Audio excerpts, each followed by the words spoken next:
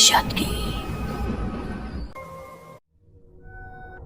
कहते हैं अधूरी इच्छाएं इंसान को इस जहान से मरने के बाद भी जाने नहीं देती, और उन इच्छाओं को पूरा करने के लिए वो आत्माएं हमेशा कोई जरिया ढूंढती रहती हैं, जिन्हें लोग आसमान्य घटनाओं के रूप में देखते हैं। जिस प्रकार इस दुनिया में दो तरह के इंसान होते हैं, एक अच्छे और दूसरे बुरे, उसी प्रकार इसी दुनिया में जिंदा इंसानों की कल्पनाओं से परे एक ऐसी दुनिया भी है जिसे भूत प्रेत या आत्माओं की दुनिया कहा जाता है। और उस दुनिया में भी दो तरह की आत्माएं होती हैं, जिनमें से एक वो आत्माएं होती हैं जिनकी मरने से पहले इच्छाएं पूरी न हुई हो, जो बार बार जिंदा इंसानों को जरिया बनाने के लिए या तो इंसानों को दिखती रहती हैं या चीजों के जरिए अपनी मौजूदगी का एहसास करवाती रहती हैं। और दूसरी वो आत्माएं होती हैं जिन्हें मरने से पहले काफी यातनाएं या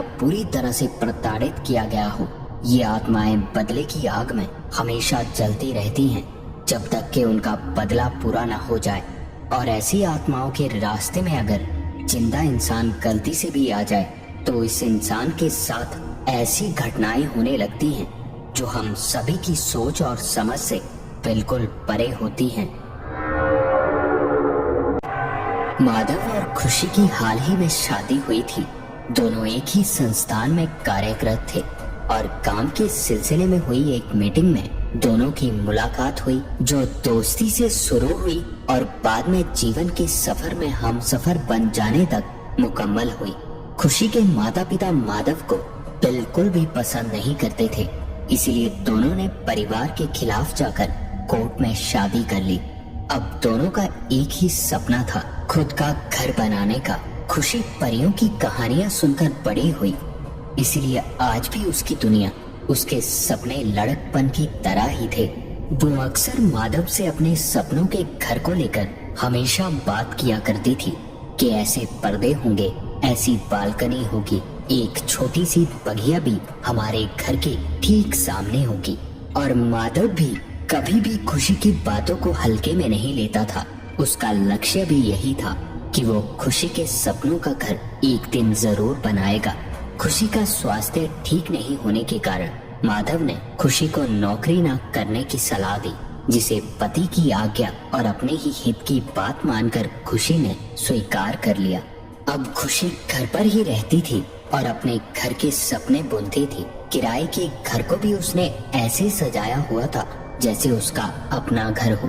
और एक दिन खुशी बालकनी पर खड़ी पौधों को पानी दे रही थी जब बाहर गाड़ी के आने की आवाज हुई। खुशी यही सोचते हुए अपने काम में लगी रही कि अभी माधव के आने का समय नहीं हुआ, ये कोई और होगा, कि तभी घर के दरवाजे पर दस्तक हुई। और जब खुशी ने दरवाजा खोला तो एक फूलों का गुलदस्ता हाथ में लिए होठों पर मुस्कान के साथ माधव खड़ा था, जिसे देखते ही खिलखिलाते हुए हंसती हुई खुशी ने कहा, अरे इतनी जल्दी आ गए आप, क्या बात हो गई जनाब। और ये सुनते ही माधव फूलों का गुलदस्ता खुशी के हाथों की तरफ बढ़ाता हुआ बोला, पहले अंदर तो आने दीजिए मैडम, फिर बताएंगे। अंदर आते ही माधव सोफे पर पसर कर बैठ गया और अपनी टाई को ढीला करते हुए बोला, आज मैंने अपने सपनों का घर खरीद लिया, अब तुम जल्दी से तैयार हो जाओ और मेरे साथ अपने सपनों की दुनिया देखने चलो। आज खुशी को लग रहा था मानो वो आकाश में उड़ रही हो। उसकी खुशी का कोई ठिकाना नहीं था। आज हर बात, हर चीज उसके दिल को छू रही थी। गाड़ियों का शोर भी उसे किसी मधुर संगीत सा लग रहा था। कुछ ही देर में खुशी अपने सपनों के महल के सामने खड़ी थी। घर वाकई वैसा था जैसा वो हमेशा सोचा करती थी, पर जिस घर को माधव और खुशी अपने सपनों का महल सोचकर इतना खुश थे, उन्हें इस बात की भनक तक नहीं थी कि उनके सपनों का ये महल उनकी जिंदगी में कुछ ऐसे तूफान लाने वाला था जिसके बारे में उन दोनों ने सपने में भी नहीं सोचा होगा।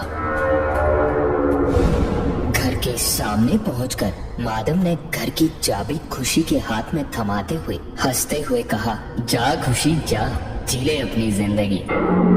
हंसते हुए चाबी लेकर खुशी ने घर की ओर दौड़ लगा दी। लोहे का बड़ा सा गेट खोलते ही एक छोटी सी बगिया थी, फिर बड़ा सा लकड़ी का सामने मुख्य द्वार था जिस पर ताला लगा हुआ था। खुशी ने ताला खोला और फिर भगवान गणेश का नाम लेकर मुख्य द्वार को खोलकर अंदर की तरफ प्रवेश किया तो सामने गुलाब की पंखुड़ियों से बना एक बड़ा सा तिल जिसके अंदर वेलकम लिखा हुआ था। माधव खुशी के पीछे ही खड़ा था और इन सारे पलों को कैमरे में कैद कर रहा था। खुशी के चेहरे पर इतनी प्रसन्नता और सुकून उसे आज पहली बार दिखा था। चिड़ियों सी चहकती खुशी पूरे घर का मुआयना कर रही थी। अगले ही दिन गृह प्रवेश था। पूरा घर देखकर माधव और खुशी वापस चले गए। सारी तैयारियां करने के बाद अगले दिन जब हवन करवाया जा रहा था, पर अचानक वहां कुछ ऐसी चीजें होने लगी जिसे वहां खड़ा कोई भी व्यक्ति समझ नहीं पा रहा था। हवन शुरू होते ही तेज हवाएं चलने लगी। हवाएं इतनी तेज थी कि पूरे घर की खिड़कियां जोर जोर से हिलने लगी थी। जहां पूरे घर में हवन की खुशबू होनी चाहिए थी, एक अजीब सी गंध पूरे घर से आ रही थी। धीरे धीरे हालात इस कदर बिगड़े कि जल्दबाजी में हवन किसी तरह पूरा करवाया गया। ये सारी चीजें देखकर खुशी के मन में कुछ संदेह हो रहा था, पर माधव ने इन सभी बातों को ये कहकर टाल दिया कि ये तो बस प्रकृति से जुड़ी बात है। इसके बाद माधव रोज 9 बजे ऑफिस के लिए निकल जाता और रात 8 बजे या लेट होने पर कभी कभी 9 बजे घर आता था। इस बीच खुशी अकेले घर पर रहती थी। उसे कई बार एहसास होता जैसे घर में कोई और भी है। इस बारे में उसने माधव से भी कई बार बात की, पर माधव ने हमेशा उसे उसका वहम बोलकर ये हमेशा समझा दिया कि तुम अपने पसंद के काम में मन लगाया करो। खाली दिमाग शैतान का घर होता है, फिर ऐसे ही विचार आते हैं। खुशी रोज पहले माधव के लिए नाश्ता और टिफिन तैयार करती। माधव के जाने के बाद ही सारे घर के काम किया करती थी, पर आज जब वो नहा रही थी तो उसे बाहर किसी के गुनगुनाने की आवाज सुनाई देने लगी।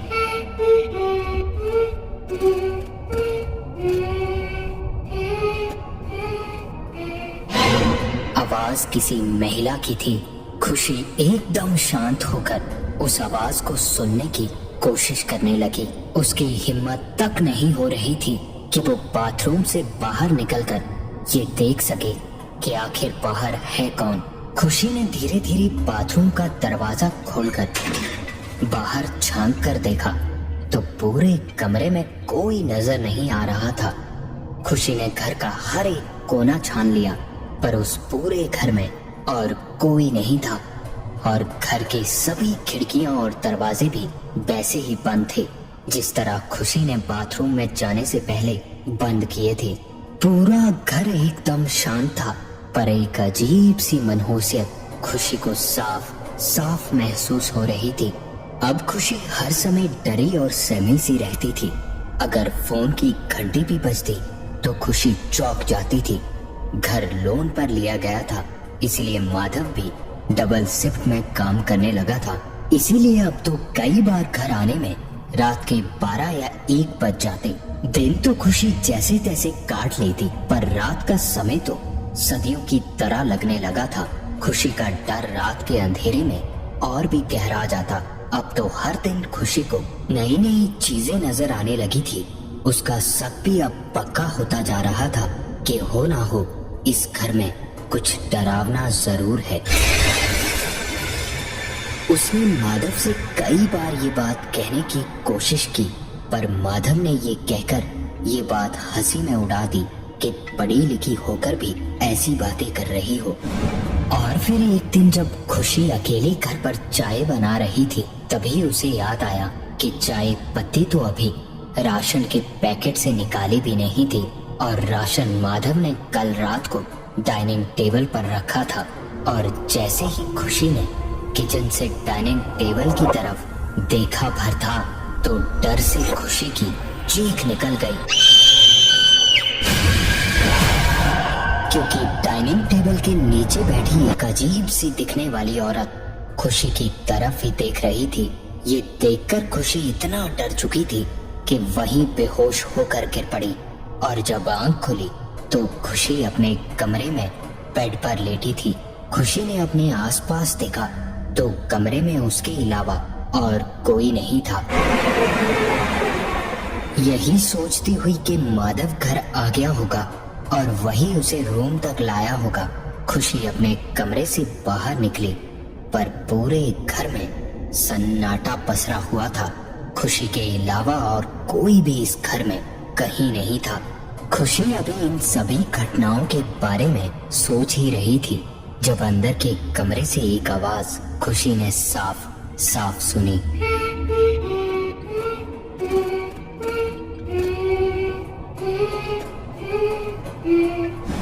इस आवाज को सुनने से ऐसा लग रहा था मानो कोई औरत अंदर वाले कमरे में बैठी अपने बच्चे को दुलार रही हो। पर हैरानी की बात तो ये थी कि इस पूरे घर में माधव और खुशी के अलावा और कोई नहीं रहता था। तो आखिर ये आवाज थी किसकी? इस आवाज को सुनते हुए खुशी डरती हुई अंदर कमरे की तरफ बढ़ने लगी। कमरे के दरवाजे पर पहुंचकर खुशी ने धीरे से दरवाजा खोला, पर अंदर एक बार फिर कोई नहीं था।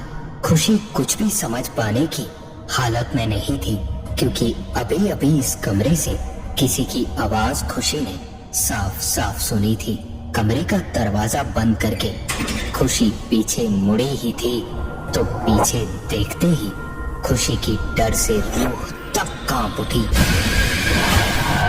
क्योंकि दरवाजे पर खड़ी खुशी को ठीक सामने से डाइनिंग टेबल के पास खड़ी वो औरत एक बार फिर देख रही थी। अब खुशी के डर की सारी सीमाएं पार हो चुकी थी। जोर की चीख के साथ खुशी धड़ाम से जमीन पर बेहोश होकर गिरी। माधव ने रोज की तरह खुशी को कई बार कॉल किया और कई बार घंटे जाने पर भी जब कोई जवाब नहीं आया तो माधव तुरंत घर के लिए निकला। घर आते ही देखा तो खुशी जमीन पर गिरी हुई थी। माधव उसे हॉस्पिटल ले गया। हॉस्पिटल में पहुंचने के बाद डॉक्टर का बताना था कि घबराने की कोई बात नहीं है, आपकी वाइफ प्रेग्नेंट है और इसी वजह से चक्कर आ गया होगा।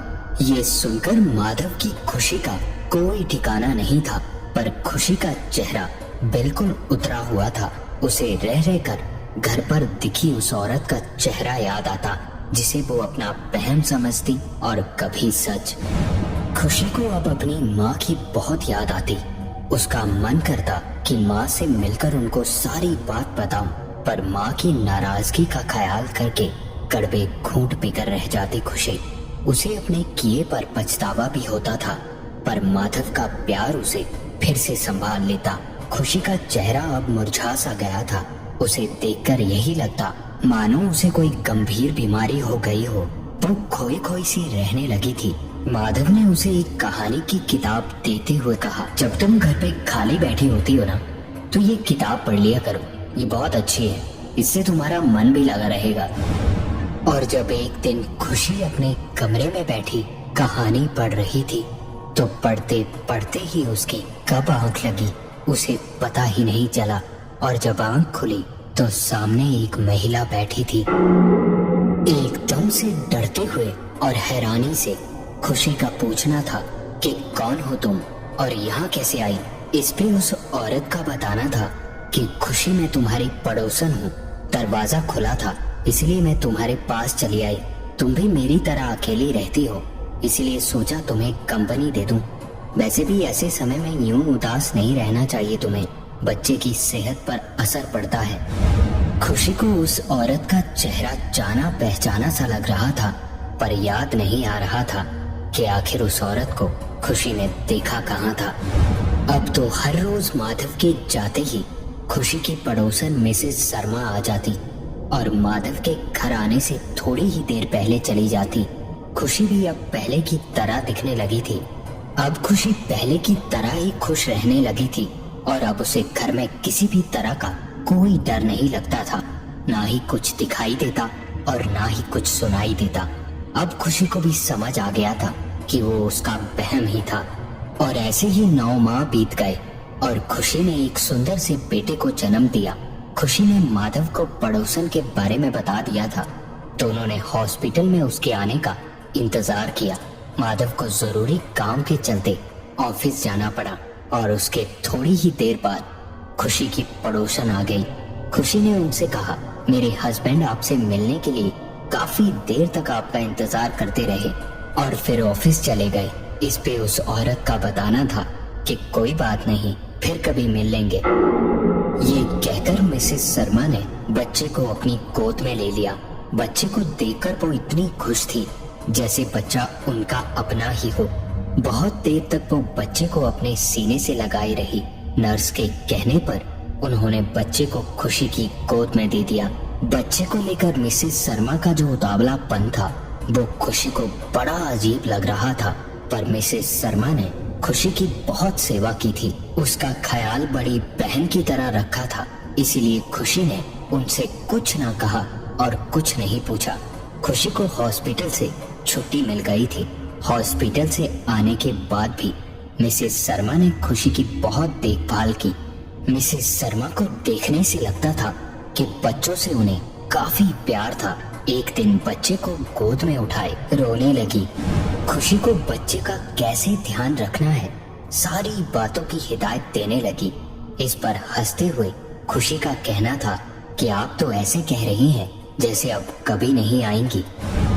इस पे मिसेस शर्मा का बताना था कि हाँ, मेरी मुक्ति हो गई है। ये सुनते ही खुशी थोड़ा सहम चुकी थी और यही सोच रही थी कि मिसेस शर्मा ये अजीब बातें क्यों कर रही हैं। खुशी इसके बाद कुछ पूछ पाती कि इससे पहले ही मिसेस शर्मा वहां से चली गई और अगले दिन से एक सप्ताह तक मिसेस शर्मा नहीं आई। खुशी को चिंता होने लगी थी। उसने माधव को शर्मा जी के घर भेजा। माधव जब शर्मा जी के घर पहुंचा तो दरवाजा मिसेस शर्मा ने खोला और दरवाजा खुलते ही माधव का पूछना था, आप ही मिसेस शर्मा हैं? इस पे मुस्कुराते हुए मिसेस शर्मा का कहना था, जी हाँ, बताइए क्या बात है। इस पे माधव ने एक बार फिर कहा, खुशी ने आपको याद किया है, आप घर नहीं आई तो उसे आपकी फिक्र हो रही थी। इस पे मिसेस शर्मा का बताना था कि कौन खुशी, मैं तो कभी आपके घर नहीं आई। माधव इतना सुनकर काफी हैरान होता हुआ अपने घर लौट आया तो देखा हॉल में घर के पुराने मालिक बैठे थे। माधव को देखकर उन्होंने खड़े होकर माधव की ओर हाथ बढ़ाते हुए माधव से हाथ मिलाया। माधव भी हंसते हुए उनसे गले मिलकर बोला, अरे इतने दिनों बाद कैसे याद आ गई शर्मा जी। ये सुनते ही शर्मा जी का कहना था, याद तो रोज ही करते हैं, आज एक काम के सिलसिले में इस शहर आया था तो सोचा आपसे मिल लूं और आपके घर से मेरी एक अमानत लेता चलूं। ये सुनते ही माधव ने थोड़ा हैरानी से बोला, आपकी अमानत? यहाँ कौन सी चीज छोड़ गए आप? इस पे शर्मा जी का एक बार फिर कहना था, जी हाँ, आपकी जो डाइनिंग टेबल है उसके नीचे एक हिडन ड्रॉर है जिसमें मेरी बीवी की तस्वीर रखी है। सोचा आपको इस छुपे ड्रॉर के बारे में बता दूं और अपनी अमानत भी ले लूं। इतने में खुशी भी हॉल में आ गई थी। मिस्टर शर्मा ने एक चाबी जेब से निकाली और ड्रॉर खोलकर उसमें से एक तस्वीर निकाली। तस्वीर को देखते ही खुशी के चेहरे पर एक चमक आ गई थी और चहकते हुए बोली, ये तस्वीर तो मिसेस शर्मा की है। ये सुनते ही मिस्टर शर्मा ने मुस्कुराते हुए कहा, जी भाभी जी, सही पहचाना आपने, ये मेरी धर्म पत्नी मिसेस शर्मा है। ये सुनते ही खुशी का पूछना था, कैसी है वो? पिछले सप्ताह से उन्होंने घर आना ही छोड़ दिया, कोई नाराजगी है क्या हमसे? और इसके बाद जो शर्मा जी का बताना था वो सुनकर माधव और खुशी के पैरों तले जमीन खिसक गई। एकदम से हैरान होते हुए मिस्टर शर्मा ने बताया, ये आप क्या कह रही हैं? मेरी पत्नी को मरे तो 2 साल हो चुके हैं। बच्चों से बहुत प्यार करती थी, पर बदकिस्मती से बच्चे को जन्म देते हुए उसकी मौत हो गई। इसी वजह से मैंने ये घर और शहर छोड़ दिया। ये सारी बातें सुनकर माधव को पड़ोस की मिसेस शर्मा की बात समझ आ गई थी और वो पूरा माजरा समझ चुका था कि खुशी बिल्कुल सही कहती थी कि इस घर में और भी कोई रहता है। हवन में बिगड़ आने की वजह भी मिसेस शर्मा ही थी। जैसे ही खुशी के मां बनने की खबर मिली, उसके बाद से मिसेस शर्मा ही खुशी के साथ रहती थी और बच्चे के जन्म के बाद उसकी आत्मा तृप्त हुई और उन्हें मुक्ति मिल गई। खुशी को भी अब मिसेस शर्मा का चेहरा याद आ गया था। उसने उन्हें डाइनिंग टेबल पर बैठे कई बार देखा था, जिसे देखकर वो बेहोश हो गई थी। माधव, खुशी और मिस्टर शर्मा तीनों खुश थे क्योंकि एक भटकती आत्मा को मुक्ति मिल चुकी थी। ऐसे ही इस दुनिया में कई अच्छी आत्माएं कई घरों और खंडहरों में आज भी भटक रही हैं, जो अपनी मुक्ति की तलाश में किसी जरिए के इंतजार में हैं। और ये थी आज की एक कहानी ऐसी भी।